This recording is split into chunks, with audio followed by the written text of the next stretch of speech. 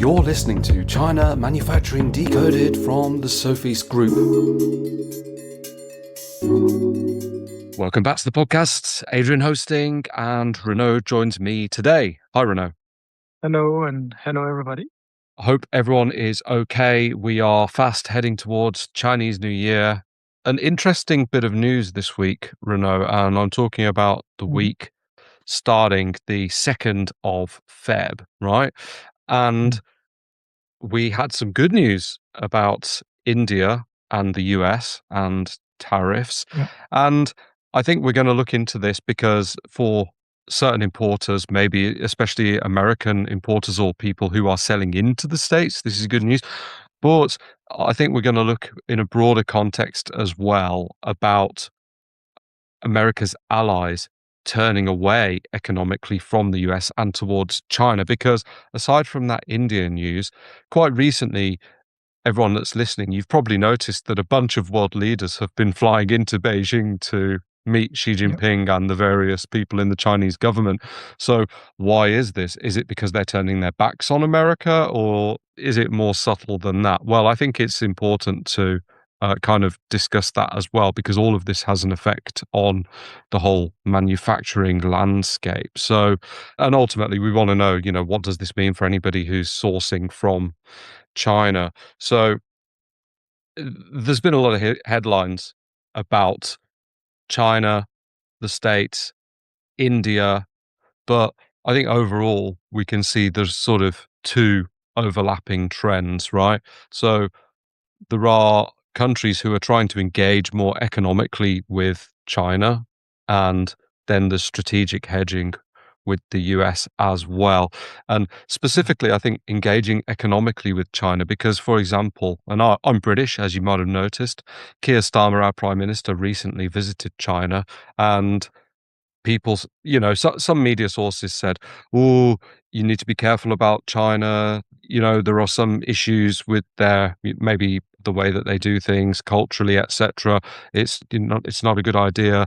But I think he was very firm on that it's a very business-like meeting and good for both countries' economies. So it was very sort of firmly siloed in an economic sort of way to frame it. Yeah, there's definitely, let's say, a lot of thinking. And I'm not sure we should say realignments, but when you see Trump, throwing big stone into the pond and upsetting everything, basically saying very clearly that he doesn't really care about his allies. They will be treated the same, and sometimes not as well as like traditional enemies. Yeah. So everybody's thinking, what's going on here? What's the next thing he's going to do? I mean, he's basically hurt every other country except maybe for Russia with tariffs, right? Like it's not going to be that easy to sell to our market, and he's hurting them a second time by pushing the dollar down so that everything sold in the US is less competitive in price versus the American-made products. And he is, basically saying, well, NATO, I don't know if, I would go after you, I would come and protect you. And, oh, I really want Denmark. And I mean, and what is the next crazy thing is going to do, right? So everybody's thinking, well, the United States was a very benevolent type of superpower, let's say, for a long time. And things have changed.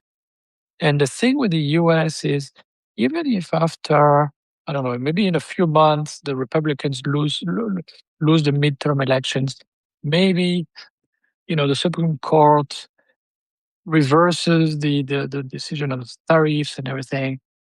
Maybe the Democrats come back in power in 2.5 years or nearly 3 years now.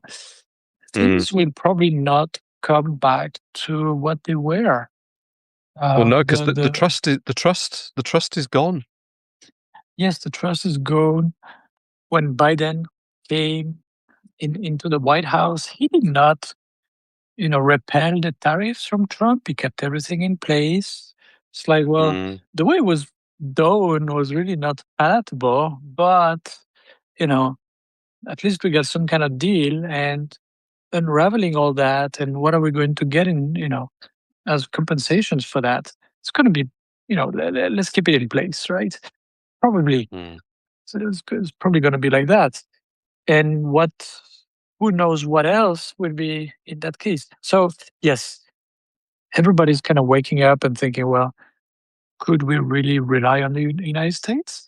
And then they look at the other sort of superpower, which is now China, and thinking, well, these guys, at least there's a constant sort of direction. We kind of know where they're going. We know what they want.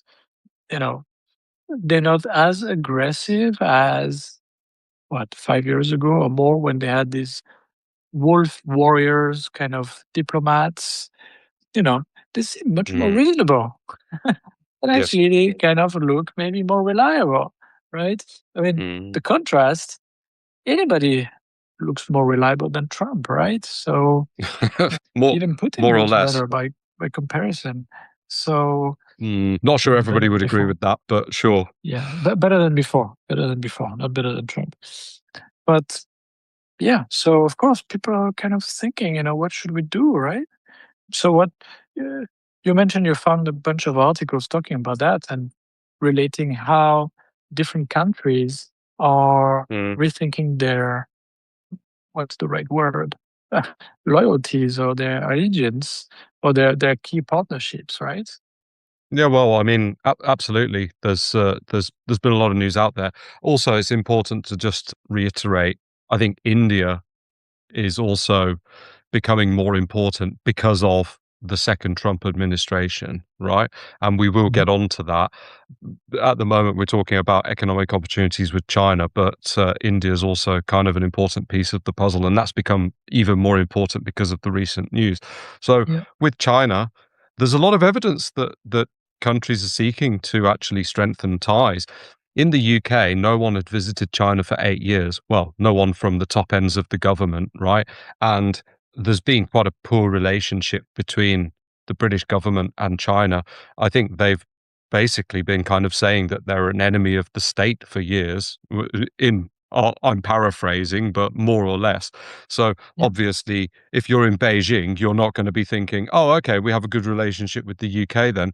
But in Reuters, I mean, they've reported that South Korea, China, and Japan have had economic Mm. dialogue for the first time in 5 years, and that's to seek to facilitate regional trade. I mean, South Korea, Japan, and China famously not particularly good friends. So, Mm. that shows that people are trying to build better ties with China.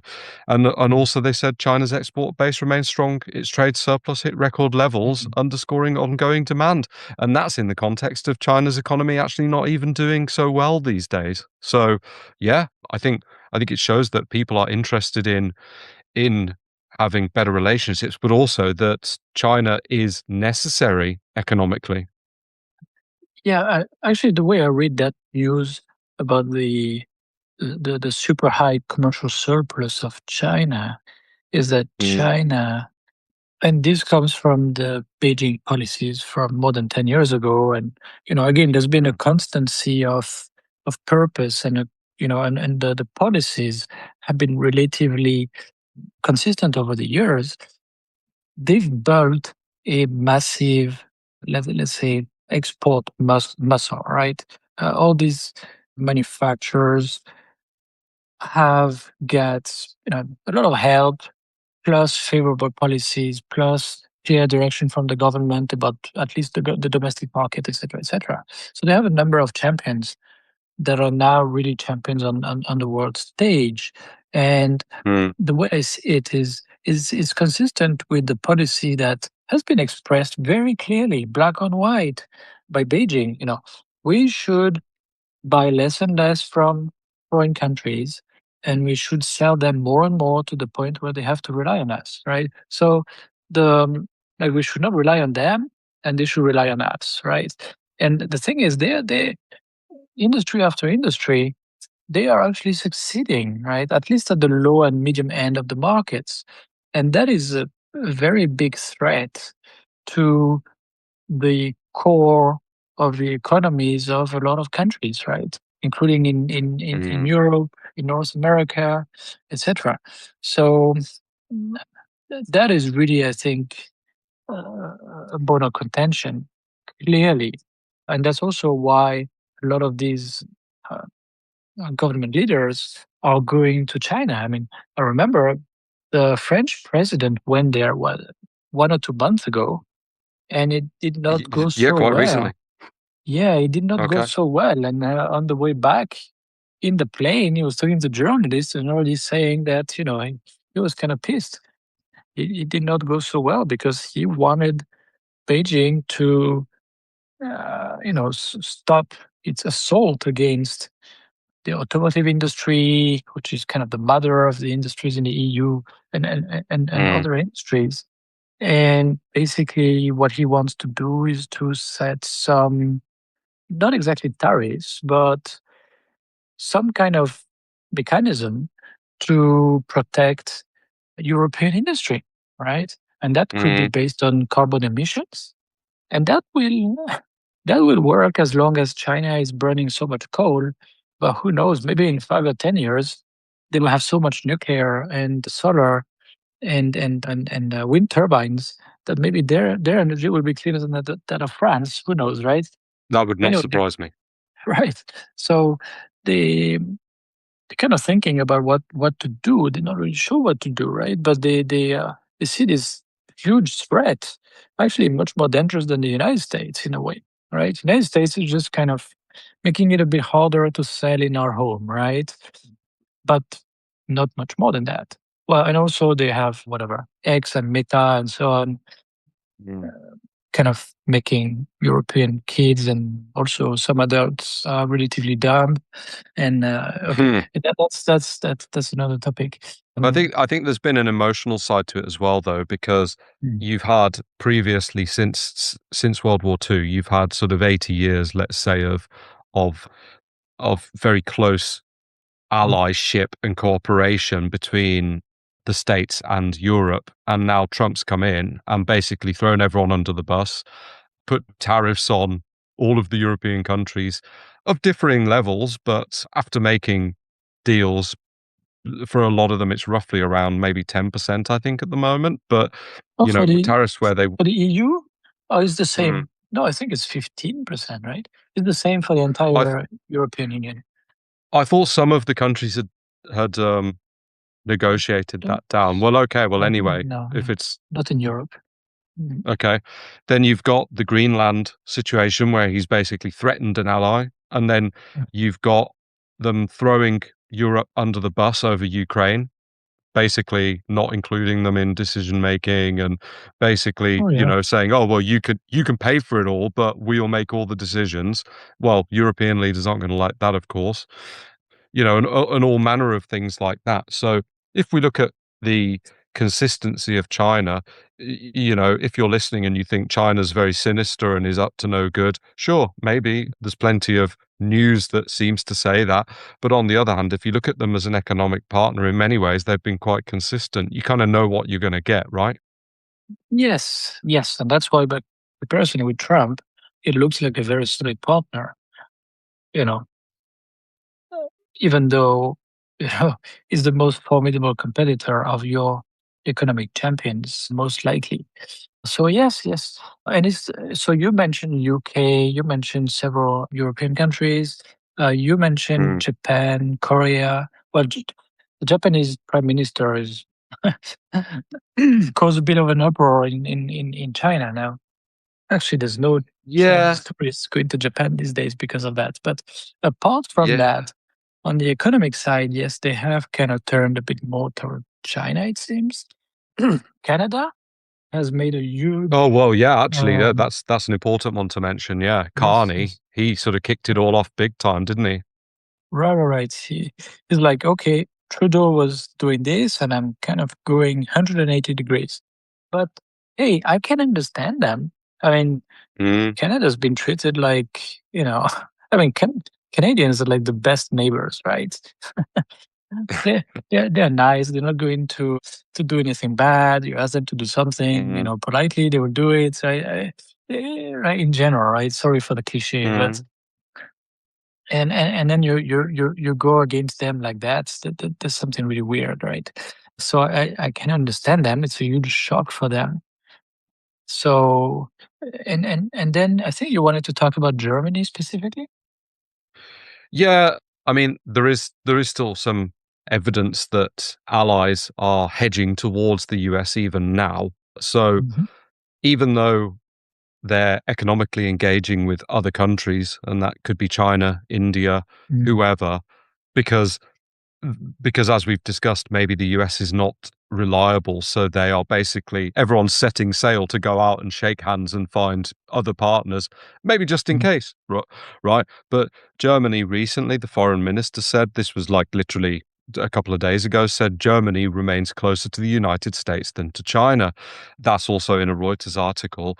Mm. This could be because the the the first minister is going to go to China soon to do the same as all the other leaders. So maybe they're trying to get ahead of that because Trump's bound to come out and say, "Oh, you shouldn't be going to China. That's not good," which is exactly what he said after Keir Starmer went for the UK.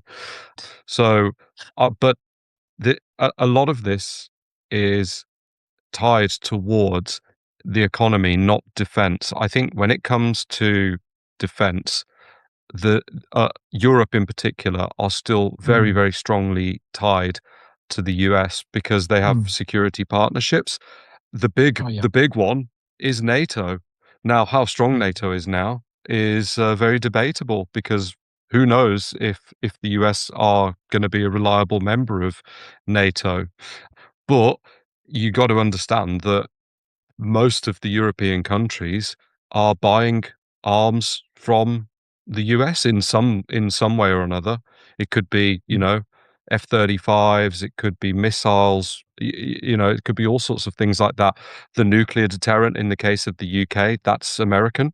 So it's not exactly entirely controlled by the UK as far as I understand it. So the, having better economic ties is fine, but I don't think they're scrapping things with the US completely. Yeah, of course. They cannot make the US very upset, basically. Or No, their no. F-35s will no longer fly. Yep. They can keep them in the garage. Yeah. Yeah, So, and it is as simple as that. For Europe to become independent of US defense, I think mm, I heard, this could be like a decade, 2 decades more. It really mm, depends. right. So, yeah, so that's European, and yes, Germany. The way I see it is, well, Germany is also an export powerhouse, like China. They want to be able to keep selling everywhere. They don't want the markets to get closed, right? So Mm. they want to keep, friends, at least, remain friends with every big market that buys a lot of their machinery, equipment, products, etc. Right? So they very much listen to their companies, what their companies are saying, and it's a bit of a mixed message these days, obviously, because well, oh, China is really eating at our market share, and but at the same time, big companies say, well, the Chinese market is quite profitable to us, and we keep investing. Look at that accumulated investment, billions and billions and billions over the years, and we keep investing. So that's tough. And then for the US market, same thing. Some companies say, hey, it's a very profitable market. Do everything you can to keep it open. Even if there's a bit of tariff, whatever, okay, but don't go to, some kind of confrontation because it might really get closed, and that would really be bad, right? So Yep, absolutely. they have to listen to all that. But I think, as you mentioned earlier, maybe the most interesting case is that of India, right? Because Yeah, they kind of had a clash with China, maybe 5, 6, 7 years ago, I forget. because they have some contested borders around the Himalayan chain, right? And India got really, really pissed, and they took a lot of measures to really avoid relying on China, kind of being ready for some kind of military conflict or something. So you can't use WeChat, TikTok, and things like that over there. The Chinese apps, Mm. a lot of them are completely banned in India, for example. And the Indian market kind of got closed to a lot of Chinese, machinery and components and so on, to make it harder for Indian businesses to buy from China. Just to avoid relying too much on China, because who knows, maybe Yeah. one day China can hold them in an uncomfortable place, right? Just like the so-called rare earth, and the way that Beijing get what they wanted, because there was a way to force Washington to yield the high Yep. tariffs, etc. Right? So India doesn't want that. They don't want to be reliant on China. They don't want, to be maybe Mm. blackmailed in the future. Okay, so that was the situation. Now, and then it kind of all made sense, because their worst enemy by far is Pakistan, right?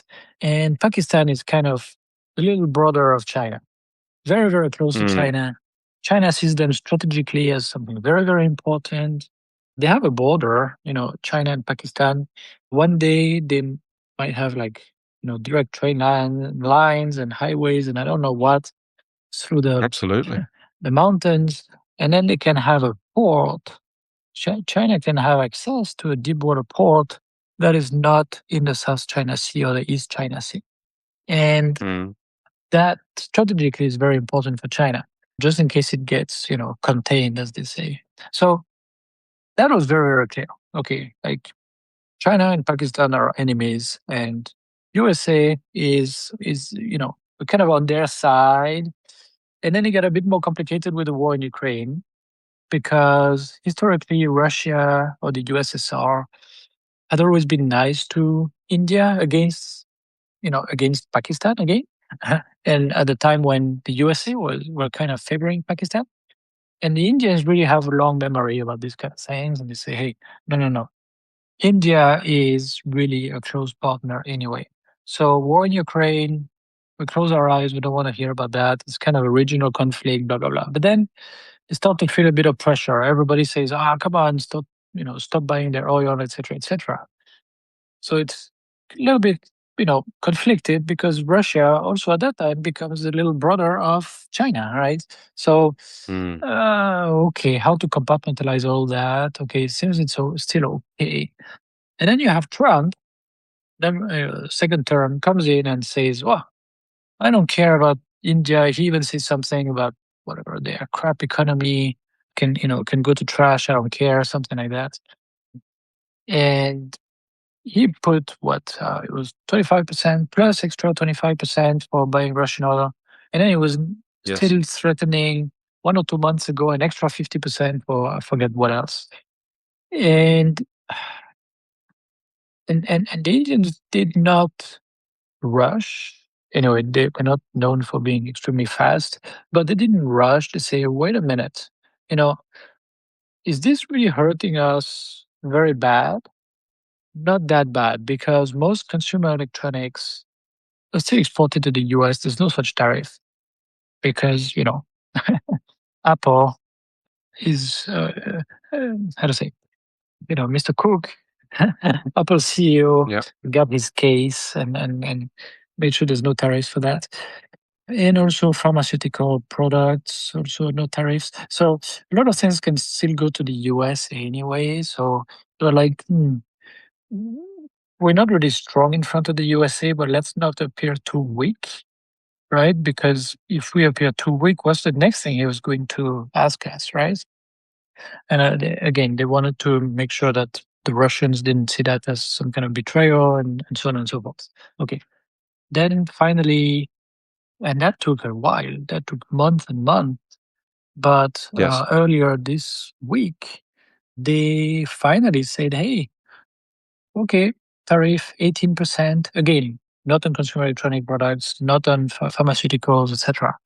But on the rest of the products, seems like there's a flat 18%, 1/8, which is pretty Yeah. comparable to Vietnam or Malaysia. Mm. Very Yeah, down slightly from lower. 25. Right, down from 50 actually. Well, Um, 25 then plus the 25 punishment for buying Correct. Russian oil. Yes. So Yes. yeah, Yes. my Exactly. my, my understanding is that in short, the states have said, right, if you stop buying Russian oil, we Mhm. don't enact that 25%, which puts you up to the 50 in total. And then also, if you commit to buying certain American products over the next period of time, I think like agricultural stuff, amongst others, Mm. then we're going to lower that tariff to 18. And I think that the Indians also have to give the Americans like free trade into India. So maybe no tariff on American For goods, or at least for a some lot of American goods. products. Yeah, for a lot Yeah. of products, but definitely not farm products, for example. That's Mm, something they will always defend. But mm. for a lot of product categories, yeah, it's basically a no tariff. I don't know exactly the details. We're commenting on something that came on a social network by the president of the United States. It's not very formal. We don't know the details yet, but basically, yeah, he said 18%. So that's Yeah. good news. We're popping Mm. champagne. It's good news A- for us. a- Yeah. Absolutely. And you mentioned, and this is really important, especially for a lot of businesses who are either American or selling into the States, there is no tariff on things like consumer electronics, which is, of course, one of the product types that we work with customers an awful lot. So, you know, if you're wondering, well, where am I going to, put my electronic products together? What's an alternative to China, or maybe a China plus one, Mhm. option? India's something that you need to be thinking about. Yes, yes, because so first electronics is very wide, right? It depends. We don't know exactly the Mm, HS codes and so on and so far. So it's better to check on a case by case basis. But like typically anything that Apple tends to sell, you can count that in. Definitely phones are exempt mm, of tariffs, for example. Okay. So yeah, India does have, you know, PCBA companies, EMS suppliers. It does make at least the battery packs, etc., etc. A lot of things. Obviously, packaging materials, plastic parts, metal parts. Now, it doesn't have the supply chain in there is not as deep or as broad as that of China, and it might never be. Okay. But it depends on the kinds of products that you make, right? Maybe you still need to import half of the components from China, and maybe the rest can be localized in India. And that might make a lot of sense, right? Because anyway, if you're in electronics and you pick the components with the how to say the best value, let's say, the lowest price, you will keep buying, you know, uh, camera modules, displays, maybe battery cells, MCUs, etc., from China, right? So you're always going to have to rely on China anyway. But then the idea is, where do you do the final assembly, and do you rely on China for 100% of the mm. of the components in your product, or from 80%, or from for 60%, right? So anyway, the depending on the type of products you buy, yes, the 18% tariff in India versus sometimes still 50%, 60% tariff that applies in China might make it appealing, but also it's about, how to say, risk mitigation, right? Maybe you have whatever 60%, 80% of your production in China. Okay. Having some of your production out of China gives you extra flexibility should things go south again. Because, yeah, who knows, maybe the next president will try to out-Trump Trump, you know? Oof, I let's cannot hope exclude not. anything. I cannot Yeah. exclude anything at this point, right? With that Republican Mm, Party and the kind of sycophants that Trump got around him. So yeah, and also mm, talking about India, they also announced a trade deal with Europe, and so a lot of products made in India now go to the EU with 0% import duty or tariff, right? yep. And that is really, you know, it's good news again. It's good news.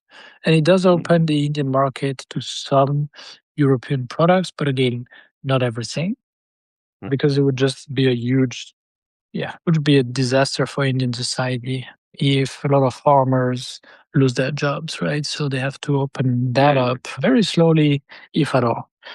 But yeah, basically that's a big deal in India. Yeah, I was there, came back, what, 10 days ago? And or a bit more now, 2 weeks ago. Yes. And yeah, so we've worked on it, thinking about the long arc of time, as Tim Cook says, right? Okay, Hmm. things in the short term will fluctuate, but still, India is a good place to set up a supply chain for the long term. It does take time and effort, but it is a very good risk mitigation, when you already buy a lot from China. Like India is not going to get at war with China. I mean, both of them are nuclear powers. That would be a huge problem. Mm, They have some borders, but it's up in the Himalayas. I think this is going to be fine. And yeah, uh, uh, uh, Mm. India is now reopening up a little bit to China. So we noticed that packages tend to arrive much faster now when they're shipped from our China facility to our India facility. India customs are not that picky anymore. Don't try to slow things Mm. down and make it complicated. So that's good news. Also, there's a lot of pressure in the Indian business community to open up a little bit more to China to be able to buy their machinery, buy the equipment, maybe even get some investment from them, right? And Absolutely. including for electric vehicles, because again, yeah, I was in India and then I see, some Tata charging stations and this and that. So they really developed the whole infrastructure for that, right? And the car makers and motorcycle makers are really, for the most part, going through the transition to electric vehicles Mm. at their pace, okay? But they worked on it. They launched some models. They're learning. They're getting better. And now, if yeah, if Chinese EVs start to be sold in India, that's going to be a big shock for the car makers, right? Because nothing compares to Chinese electric vehicles when No. it comes to the value and now. Yeah. Yeah, let's see how it goes. I'm not sure, but there's a lot of talk about that. So there's a Mm. lot of horses in both Mm. sides, right? Trying to say, no, no, no, don't open up. Are you kidding me? I mean, you're going to kill a lot of our industries. And some others saying, well, if you don't open up, then we won't be able to get all the equipment we need, the investment maybe that we need to develop things, etc. Do you want to build an industrial base, even if it's relying somewhat on China?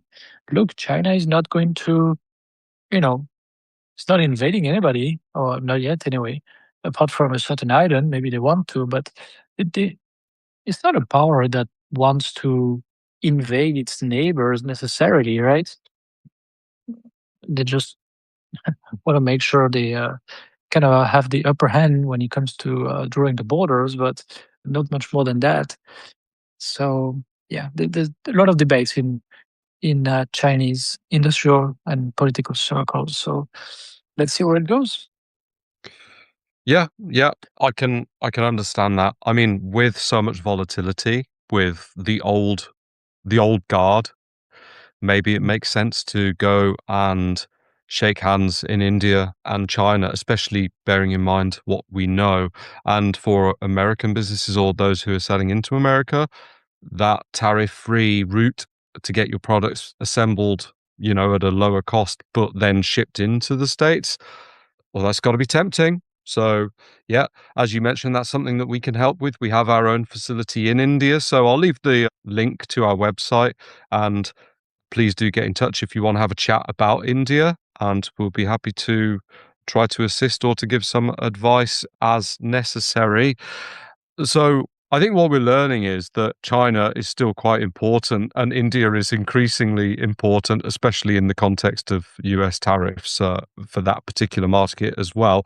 Actually, Kate said this the other day, Renaud, when she went to CES, she spoke to some Mm. American businesses, and they said that Mm. they tried to go out of China and to do like early manufacturing phases abroad. Maybe that would be in Vietnam or somewhere like that.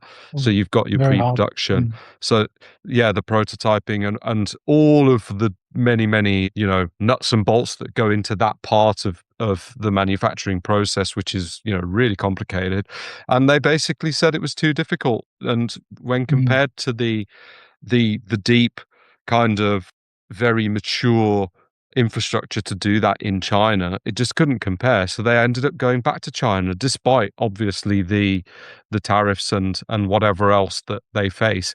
And so China, it still matters. And the fact that the European leaders have been flying out there recently, it kind of doubles down on that point. So yeah, I think it's important to just keep an eye on this news and to bear in mind India, even more bearing in mind the recent news about India. So yeah, I think that wraps us up nicely. Okay, cool. Yeah, thanks. So yeah, check out the show notes. I'll link to the various news sources that we've mentioned, Reuters, Wall Street Journal, and all the rest of it there as well. And do get in touch if you've got any questions. Back next week. Thanks again for listening to this podcast brought to you by the Sofeast Group. We're on a mission to provide you with everything you need to manufacture effectively in Asia, including inspections, auditing, new product development support, contract manufacturing, 3PL warehousing and fulfillment, and much more across Asia's key manufacturing areas. Visit us at sofeast.com, that's SOFEAST.com, to learn more and get help. If you've enjoyed the podcast today, please do rate, review and share because it will really help others discover us too.